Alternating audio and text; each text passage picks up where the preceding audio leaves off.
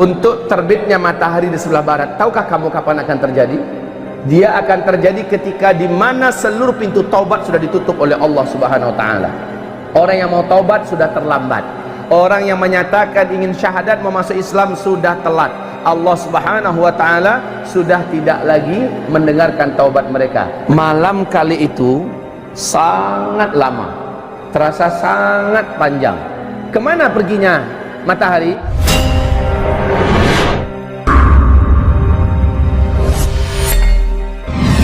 Ketahuilah, siapakah yang paling tahu kapan matahari akan terbit dari barat? Yang paling tahu adalah orang Islam, orang beriman. Kenapa? Karena orang beriman ketika itu menghabiskan malamnya dengan tahajud, baca Al-Quran, berzikir. Dia tidur kelelahan, sepuas-puasnya dia tahajud, kemudian dia bangun kembali, dia tahajud kembali, dia berdoa sebanyak-banyaknya berdoa. Padahal tadi tahajudnya orang-orang beriman ya, tahajudnya orang beriman panjang, lama dia berdiri. Setelah itu dia rukuk, lama rukuknya, dia iktidal, lama iktidalnya, dia sujud, lama sujudnya. Begitulah tahajud dia kerjakan. Kemudian setelah assalamualaikum selesai, dia pun berdoa sepuas-puasnya berdoa, berzikir sepanjang-panjangnya zikir, lalu baca Quran sepenat-penatnya, lalu ketiduran lagi. Dilihat hari masih gelap di luar. Kemudian dia terbangun kembali. Setelah terbangun masih gelap seperti tadi. Dia kembali bangkit, sholat lagi seperti tadi. Lalu berdoa lagi, zikir lagi, baca Quran lagi. Kemudian saking lelahnya dia beribadah, tidur lagi. Lalu dia bangun seperti sudah lama sekali tidur. Kemudian dia terbangun masih gelap gulita di luar. Setelah gelap gulita yang begitu panjang di luar, dia lihat ini berarti masih ada waktu untuk sholat tahajud. Dia kembali sholat tahajud. Panjang dia sholat tahajud, Masya Allah, sampai pada saat dimana dia sangat penat. Lalu dia berdoa, berzikir, membaca Al-Quran. Setelah itu dia pun turun ke jalanan. Orang-orang beriman turun ke jalanan, masih gelap gulita. Apa kata orang sesama mereka yang berjumpa di jalanan? Padahal gelap gulita, mereka bawa obor masing-masingnya.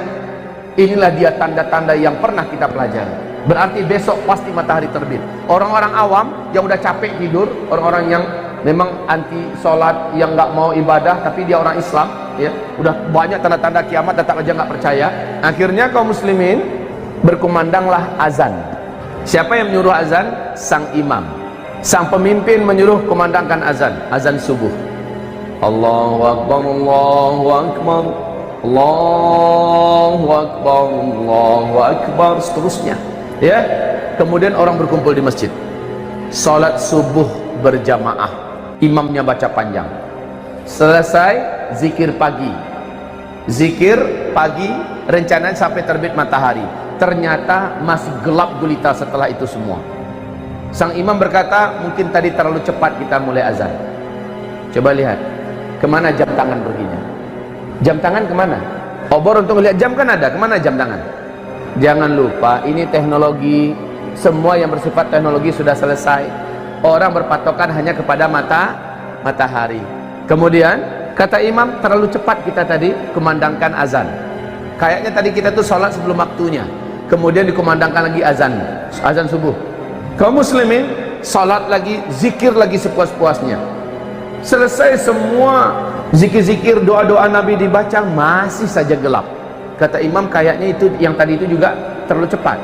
Ulang kembali azan lagi 3 kali kaum muslimin, 3 kali. Baru setelah itu mereka berzikir sepuas-puasnya zikir, mulailah nampak langit mulai terang. Tetapi anehnya bukan dari timur, dari barat. Orang-orang beriman paham inilah dia. Tapi sejak matahari terbit, Rasulullah sallallahu alaihi wasallam menyebutkan, sejak itu semua isi Al-Quran, baik yang ada di dalam mushaf, isinya hilang, Pak. Lembaran putihnya saja yang tersisa. Begitu juga yang hafal Al-Quran, dalam satu malam itu menguap ke langit seluruhnya. Hafiz Al-Quran hilang seluruhnya. Bahkan Al-Fatihah yang paling akrab sudah lupa semuanya hilang. Tetapi kaum muslimin yang kami muliakan, orang-orang beriman telah tercatat Hari ini iman kalian yang beriman telah sah, kata Allah. Hari ini seluruh amalan orang-orang yang pernah beramal telah diterima. Dan sejak itu tidak ada lagi amalan, tidak ada lagi sholat, tidak ada lagi puasa. Tapi itu kaum muslimin, matahari hanya terbit setengah hari saja, setengah hari saja. Dari sebelah barat, itu barat umpamanya, terbit hanya setengah hari. Rasul berkata dia kembali bergeser, kembali tenggelam di tempat biasanya dia tenggelam di sebelah barat. Kemudian besoknya dia terbit normal seperti biasa dari sebelah timur. Coba lihat begitu cepatnya. Tayyib, kita lanjutkan kaum muslimin yang kami muliakan. Malam kali itu sangat lama, terasa sangat panjang.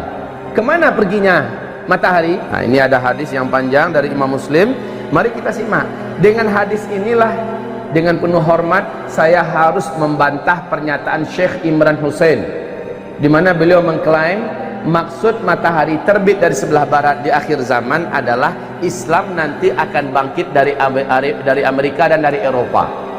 Pernyataan itu saya bantah dengan hadis ini, dengan hadis yang diriwayatkan oleh Imam Muslim dalam kitab sahihnya, dalam kitab Al-Iman jilid 2 hadis nomor 195 dan 196. Kok bisa malamnya 3 malam berturut-turut orang di bumi hidup merasakan malam yang panjang, panjang sekali sehingga puas orang tahajud. Berulang-ulang orang melaksanakan tahajud. Tahukah kamu kemana matahari perginya? Matahari tidak ditutup oleh Allah, tidak, tapi memang dia pergi memenuhi panggilan Allah. Ngapain? Matahari pergi ke bawah Arash, meninggalkan orbitnya dan dia terus melesat, melesat sejauh-jauhnya, sejauh-jauhnya sampai berada di bawah Arash. Berarti matahari sudah keluar dari seluruh alam semesta dengan kecepatan yang hanya Allah yang memberikan. Sampai di bawah Arash, tepat dekat Sidratul Muntaha, di situ dia sujud. Matahari sujud macam mana bentuknya? Entah. Pokoknya dalam hadis dia sujud kepada Allah Subhanahu wa taala. Fakta ilmiah yang tidak akan pernah bisa diketahui oleh para pakar dan ahli astronomi manapun sampai hari kiamat kecuali dari hadis ini. Bahwa matahari telah pernah meninggalkan bumi sebanyak 2 kali sebelumnya. Ini hadisnya. Matahari pernah pergi meninggalkan bumi sebanyak 2 kali sebelumnya. Kali ketiga baru Allah perintahkan terbitlah engkau dari tempat biasanya engkau tenggelam. Dengar hadisnya tadi? Dengar bahwa matahari telah pernah meninggalkan bumi ini dulu. Kapan? Belum ada para pakar yang mampu mengungkapkan ini. Kalaulah tidak ada hadisnya, kita tidak akan tahu ini. Dan Rasulullah tidak pernah bicara dengan nafsunya. Seluruh yang dikatakan adalah wahyu yang diwahyukan kepadanya. Untuk terbitnya matahari di sebelah barat, tahukah kamu kapan akan terjadi? Dia akan terjadi ketika di mana seluruh pintu taubat sudah ditutup oleh Allah Subhanahu wa taala. Orang yang mau taubat sudah terlambat. Orang yang menyatakan ingin syahadat memasuk Islam sudah telat. Allah Subhanahu wa taala sudah tidak lagi mendengarkan taubat mereka. Di kitab Ensiklopedia Akhir Zaman, Rasulullah bersabda sallallahu alaihi wasallam, tempat terbitnya matahari dari sebelah barat, tempat terbitnya matahari, tenggelamnya matahari di sebelah barat, itu adalah pintu taubat yang ternganga. Jarak pintu taubat itu, kata Rasulullah SAW, 70 tahun perjalanan. Tidak tahu 70 tahun perjalanan cahaya atau perjalanan apa. Pokoknya lebarnya pintu taubat itu terbuka adalah 70 tahun. Tapi ketika matahari terbit dari sebelah barat, sejak itu pintu tersebut tertutup rapat, maka tidak ada lagi taubat. Tidak ada lagi taubat. Orang yang ingin bersyahadat memasuk Islam sudah tidak lagi diterima. Bahkan sejak matahari terbit dari sebelah barat, tidak ada lagi sholat duha, tidak ada lagi sholat zuhur, tidak ada lagi sholat asar. Semua ibadah-ibadah dan syariat sudah diangkat. Besoknya binatang raksasa akan keluar dari dalam perut bumi. Malam harinya Al-Quran sudah dipanggil oleh Allah kepada sumbernya, kepada zatnya. Bahkan catatan, subhanallah, Bapak akan baca nanti hadis, kita dengarkan bersama-sama ya. Rasul mengatakan saat itu Al-Quran hanya tinggal lembaran-lembaran putih. Di waktu duha, setelah matahari terbit, orang-orang ingin melihat Al-Quran. Betul, Al-Quran sudah tinggal lembaran-lembaran putih. Saya bertanya kepada Bapak, di zaman Nabi ada nggak Al-Quran yang seperti ini? Di zaman sahabat ada nggak Al-Quran seperti ini? Tidak ada. Yang namanya kertas itu kan baru beberapa tahun kemarin yang baru munculnya kan. Nabi mengatakan saat itu Al-Quran sudah tinggal kertas-kertas putih kosong. Subhanallah, jelas beliau adalah Nabi yang mulia, Nabi yang benar, Nabi yang jujur.